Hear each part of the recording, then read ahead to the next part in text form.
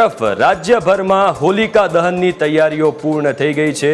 ઠેર ઠેર હોલિકા દહન માટે તૈયારીઓ કરવામાં આવી રહી છે। રાજ્યના મોટા શહેરો ઉપરાંત નાના શહેરો અને ગ્રામ્ય વિસ્તારોમાં પણ મોટા આયોજનો કરવામાં આવ્યા છે। સાંજે મુહૂર્ત જોઈને હોળી પ્રગટાવવામાં આવશે। હોળી પ્રજ્વલિત કરવા પાછળ ધાર્મિક ભાવના પણ રહેલી છે। પ્રજ્વલિત હોળીને ફરતે જળાભિષેક કરીને તેની પરિક્રમા કરવામાં આવશે। શ્રદ્ધાભેર શ્રીફળની આહુતિ આપીને ધાણી ચણા ખજૂરની પ્રસાદી અર્પણ કરીને મંગલ કામના અને કલ્યાણ માટે પ્રાર્થના કરવામાં આવે છે।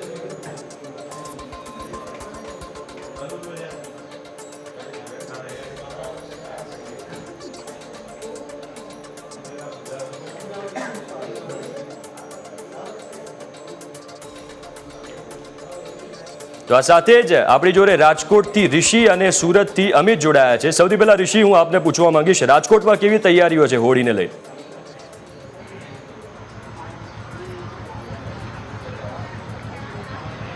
ચોક્કસથી રાજકોટ સહિત સમગ્ર દેશભરમાં આજે હોળીના પાવન પર્વની શ્રદ્ધાપૂર્વક લોકો ઉજવણી કરશે। હું તમને રાજકોટની ઉદ્યોગનગર વિસ્તારની હોળીના દ્રશ્ય સીધા જ લાઈવ બતાવી રહ્યો છું। હોલિકાજી સાથે જ ભક્ત પ્રહલાદનું અહીં ટેકનોલોજી બેઝ હોળી અહીંયા બનાવવામાં આવી છે, શણગારવામાં આવી છે। ગુલાબી ફૂલ, લાલ ફૂલ અને સફેદ ગુલાબના ફૂલ મારફત આ સુંદર મજાની રંગોળી સાથે આ હોળી તૈયાર કરવામાં આવી છે। એક વૈદિક મંત્રોચ્ચાર સાથે આજે તેનું દહન કરવામાં આવશે। આપણે વાત કરીએ જનતા સાથે, આજે ખૂબ જ સરસ આયોજન કરવામાં આવ્યું છે। શું આપની શ્રદ્ધા અને શું આયોજન? અમે છેલ્લા સતત 60 વર્ષથી અહીંના અમારા વડીલો આ હોળિકાનું આયોજન કરી રહ્યા છે, પણ છેલ્લા 15 વર્ષમાં યુવાનોને ગમે એવું, યુવાનોને આકર્ષક થાય એવું ટેકનોલોજીનો ઉપયોગ કરીને યુવાનોને વધુ આ આપણી સંસ્કૃતિ તરફ વળે અને સનાતન ધર્મ તરફ વળે તેના માટે અલગ જ ડેકોરેશન સાથે તમે જોઈ શકો છો કે હોળિકા સાથે ભક્ત પ્રહલાદ એની પ્રદક્ષિણા હોળીની ફરતા હોય એવી રીતે ઉપર એનું આયોજન ડેકોરેશન કરેલું છે। એવી જ રીતે ગુલાબી ફૂલ, લાલ ફૂલ એવા અલગ અલગ ફૂલોનો સાથે હોળીનું શણગાર કરવામાં આવ્યો છે। સાથે યુવાનોને આપણી સનાતન ધર્મની સંસ્કૃતિ તરફ વળે એના માટે આ આયોજન કરેલ છે। ચોક્કસથી એક ખૂબ જ સારું મહત્વ હોય છે હોલિકા દહનનું। આપ પણ પરિવાર સાથે આજે દર્શન પણ કરશો। શુભ મુહૂર્ત 7:30 થી 9 વાગ્યા સુધીનું છે। શું આજનો સંદેશ આપનો રહેશે? પહેલા તો રાજકોટની જનતાને હું આ હોળી અને ધૂળેટીની શુભેચ્છા પાઠવું છું।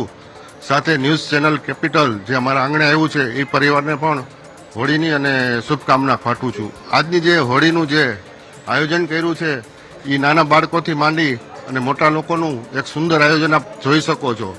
પરંપરાગત રીતે આ લગભગ ત્રીજી કે ચોથી પેઢી અમારું આનું આયોજન છે કે આ હોળી આ જ સ્થળ ઉપર વર્ષોથી રહે, પણ એક આ અલગ ટાઈપની છોકરાઓએ જે આજના લોકોને પ્રેરે કે આ હોળિકાનું શું મહત્વ છે એ રીતનું જે આયોજન કર્યું છે ફૂલના કલરથી, એના માટે ખૂબ જ અહીંના લોકોને અભિનંદન આપું છું।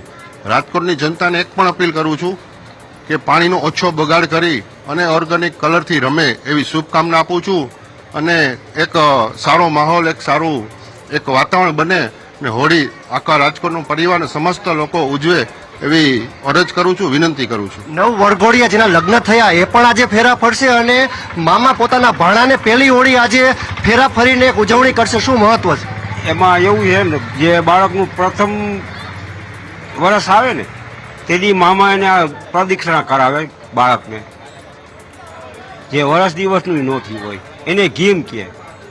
એટલે આજે અમારે લગભગ માનો ને કે જેટલા નાના બાળકો આવ્યા હશે ને એ બધાની રાત્રે ગીમ હશે અને જે નવા વરઘોડિયા હશે એ લોકો અહીંયા હોળીની પ્રદક્ષિણા કરવા આવશે।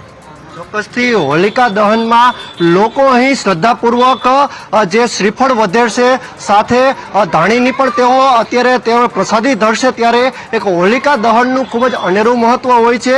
માત્ર દર્શન કરવાથી જ તમારા દુઃખ દૂર થાય છે અને જે કાંઈ તમારા જે દુષ્ટ વિચારો હોય છે તે હોલિકા દહનમાં પણ દહન થઈ જાય છે, તેવી એક વૈદિક માન્યતા પણ છે। અને વૈદિક મંત્રોચ્ચાર સાથે આજે 7:30 થી 9 વાગ્યા સુધીનું રાજકોટમાં મુહૂર્ત છે અને રાજકોટમાં 7:30 વાગ્યાથી હોલિકા દહન થશે। જી બિલકુલ ઋષિ, તો આપ જોડાયેલા રહેજો। સુરતથી આપણી જોડે અમિત પણ જોડાયા છે। અમિત, સુરતમાં કેવી સ્થિતિ છે?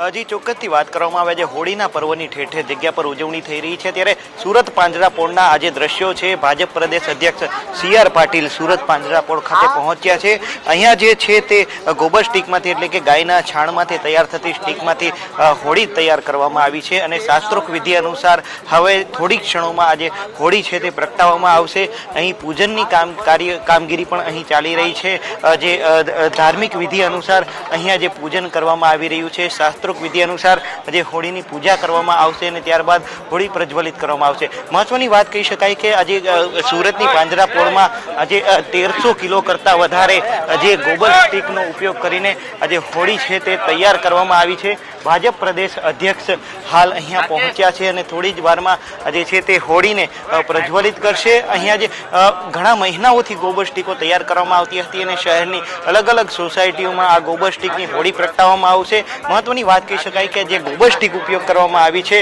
આ હોળી જે તે પ્રગટાવવા માટે જે ગોબર સ્ટીક ગાયના છાણમાંથી અને ઔષધિઓમાંથી તૈયાર કરવામાં આવી છે જેનાથી વાતાવરણમાં કોઈ પણ પ્રકારનું પ્રદૂષણ ફેલાતું નથી અને વાતાવરણને પ્રદૂષિત થતું અટકાવે છે અને આ જ ગોબર સ્ટીકનો ઉપયોગ શહેરમાં અલગ અલગ જગ્યાઓ ઉપર અલગ અલગ સોસાયટીઓમાં જે હોળી પ્રજ્વલિત થશે તેમાં કરવામાં આવશે આ સીધા દ્રશ્યો જોઈ શકો છો કે ભારતીય જનતા પાર્ટીના પ્રદેશ અધ્યક્ષ અને નવસારીના જે સાંસદ છે CR પાટીલ તેઓ હાલ પાંજરાપોળ ખાતે પહોંચ્યા છે અને હોળી પ્રજ્વલિત કરવા માટે તે પહેલા શાસ્ત્રોક્ત વિધિ અનુસાર જે પૂજા કરવાની હોય છે તે પૂજન કરી રહ્યા છે તેમની સાથે આજે જે પાંજરાપોળ છે તેમના લોકો પણ ઉપસ્થિત છે હાલ જે બ્રાહ્મણો દ્વારા શાસ્ત્રોક્ત વિધિ અનુસાર મંત્રોચ્ચાર કરવામાં આવી રહ્યો છે અને થોડી ક્ષણોમાં ભાજપના પ્રદેશ અધ્યક્ષ CR પાટીલ છે તે આ હોળીને પ્રજ્વલિત કરવાના છે અહીંયા જે સીધા દ્રશ્યો આજે જોઈ શકો છો તે જે સુરત પાંજરાપોળના આ જે દ્રશ્યો છે અને અહીંયા જે હોળી તૈયાર કરવામાં આવી છે તે 1300 કિલો ગૌકાષ્ઠનો ઉપયોગ કરીને આ જે હોળી છે તે તૈયાર કરવામાં આવી છે અને શાસ્ત્રોક્ત વિધિ અનુસાર આ હોળીને થોડી ક્ષણોમાં હવે પ્રજ્વલિત કરવામાં આવશે જી બિલકુલ આભાર અમિત અને ઋષિ આપ અમારી સાથે જોડાયા અને વિગતો આપી તો રાજ્યભરમાં અત્યારે હોળીની જોરદાર તૈયારીઓ ચાલી